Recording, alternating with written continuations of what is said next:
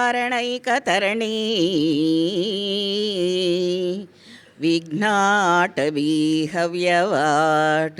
విఘ్నవ్యాళకులస్య మత్తగరుడోః విఘ్నేభ పంచాననా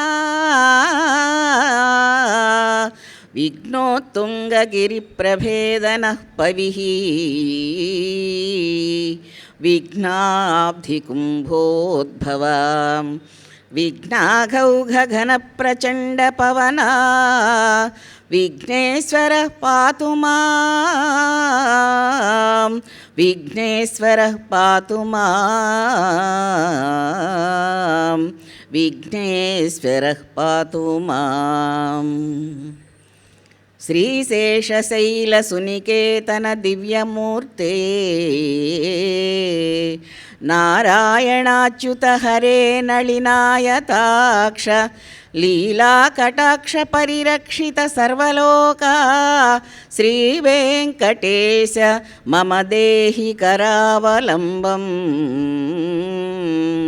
శ్రీవేంకటేశ మమ దేహి కరావలంబం. మృత్యుంజయాయ రుద్రాయ నీలకంఠాయ శంభవే నమో వై బ్రహ్మనిదయే శంకరాయ నమో నమః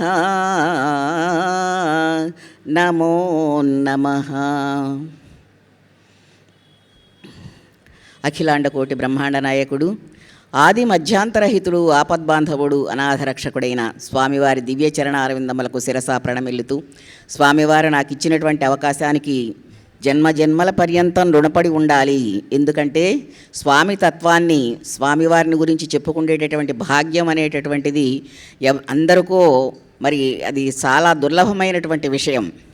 అటువంటి అవకాశం ఈ జన్మకు ప్రసాదించినందుకు స్వామివారికి అనేకమైనటువంటి నమస్కారాలు తెలియచేసుకుంటూ, అలాగే ఆలయ పాలక మండలి కార్యదర్శులు అధ్యక్షులు వారందరికీ కూడా నాకు ఈ అవకాశం ఇచ్చినందుకు ఆలయ ధర్మకర్తృత్వ మండలి వారికి అనేకమైనటువంటి కృతజ్ఞతలు నమస్కారాలు తెలియచేసుకుంటూ, భక్త పారిషదులై నిత్యము ఇక్కడికి వచ్చేటటువంటి మరి ప్రవచనకారుల యొక్క ప్రవచనామృతాన్ని విని మీరందరూ కూడా శ్రవణ భక్తి అనేటటువంటి మార్గం ద్వారా ఉత్తమమైనటువంటి లోకాలకు వెళ్ళేటటువంటి ప్రయత్నం తెలియకుండానే చేసుకుంటున్నందుకు మీ అందరికీ కూడా అనేకమైనటువంటి నమస్కారములు, ధన్యవాదాలు.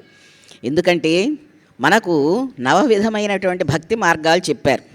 భక్తి అనేటటువంటిది యోగము అని ముందర మనం చెప్పుకున్నాం. కాశీక్షేత్రాన్ని గురించి చెప్పుకోవాలి అంటే దానికి కూడా ఒక యోగం ఉండాలి, వినాలంటే మహాయోగం ఉండాలి.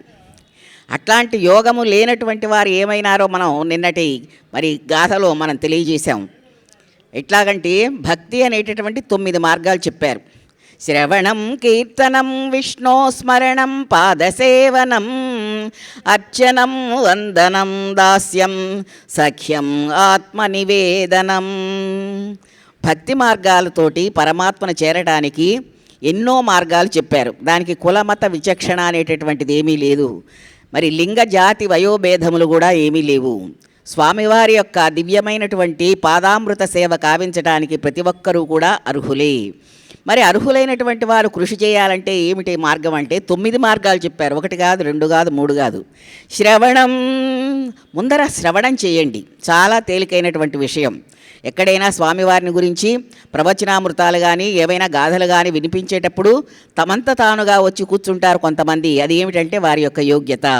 కొంతమంది ప్రయత్నపూర్వకంగా వస్తారు. వెళ్ళాలి వెళ్ళాలి అనుకోనేది ఒక విధిగా, వెళ్ళకపోతే బాగుండదేమో ఏమైనా అనుకుంటారేమో అని వస్తారు కొంతమంది. కొంతమంది పరమాత్మ పంపించినందుకు ఇటువంటి యోగం కలిగింది కదా అని ఆనందంతో వస్తారు కొంతమంది. ఇవన్నీ కూడా శ్రవణ భక్తికి నిదర్శనములు. శ్రవణం చేస్తే చాలు స్వామి యొక్క అనుగ్రహం మనకు లభిస్తుంది. శ్రవణ భక్తి చాలా తేలిక. భక్తి భక్తి అంటుంటాం. భక్తి ఎక్కడి నుంచి వస్తుందండి? స్వామివారిని గురించి తెలుసుకోవాలన్న ఊహ, ఒక మర్యాద, ఒక యోగ్యత ఉండటమే భక్తి. శ్రవణం, కీర్తనం, స్వామిని గురించి కీర్తన చేసినప్పుడు కీర్తన చెయ్యాలి. సంకీర్తనలు పెడుతూ ఉంటారు. రామనామ సంకీర్తన, ఏకాహం, మరి ద్వాదశాహం ఇట్లా పెడుతూ ఉంటారు. అటువంటి చోటికి వెళ్ళి సంకీర్తన చేయటం. కీర్తనం, విష్ణో స్మరణం, పాదసేవనం, స్వామివారిని స్మరించటం, పాదసేవ చేయటం చాలామంది చేస్తున్నారు. ఇప్పుడు వెళ్ళి తిరుపతి మొదలైనటువంటి క్షేత్రాలలో కరసేవ అనేటటువంటిది ఒకటి విధానం వచ్చింది.